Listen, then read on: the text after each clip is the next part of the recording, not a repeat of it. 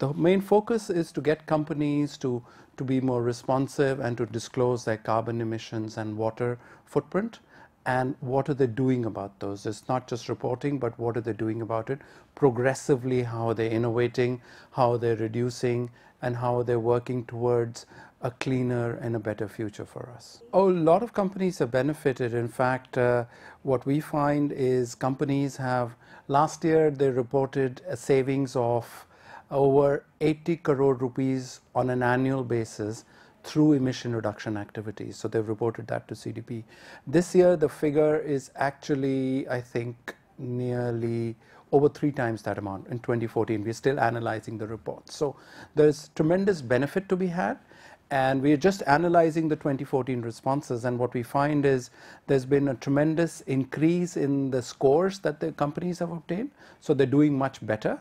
They're better at reporting, and they're also, what's interesting is that they're reporting a lot of innovative projects wherein that they will, how are they managing to reduce carbon emissions at a lower price, and which is helping them save money, which then points to the business case for why they should be doing this, because if it's helping you reduce your capital costs, it's always better.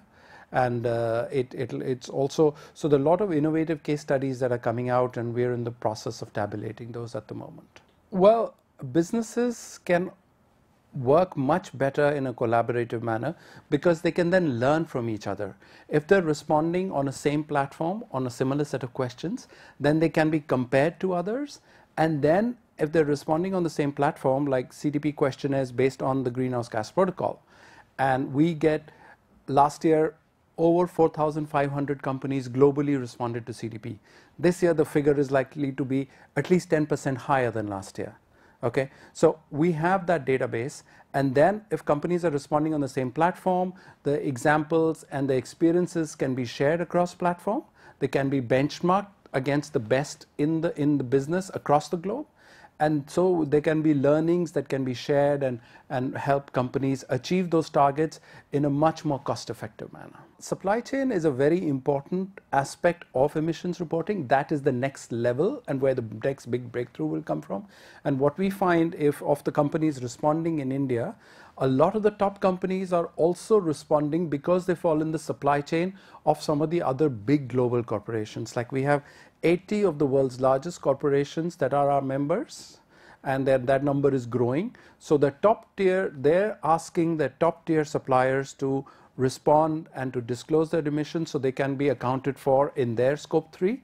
And that is driving a lot of innovation. And it's not just responding, they are actually assisting their suppliers on how to achieve those emission reduction activities by sharing best practice examples from across the globe. It's essentially the companies, when they report, they will learn more about their businesses, they will learn from each other's experiences, and they will benefit. The whole idea being that this movement has to go beyond the sustainability people and in teams. It has to go to the CFOs and then all to the management, and there they can spread across the industry sectors.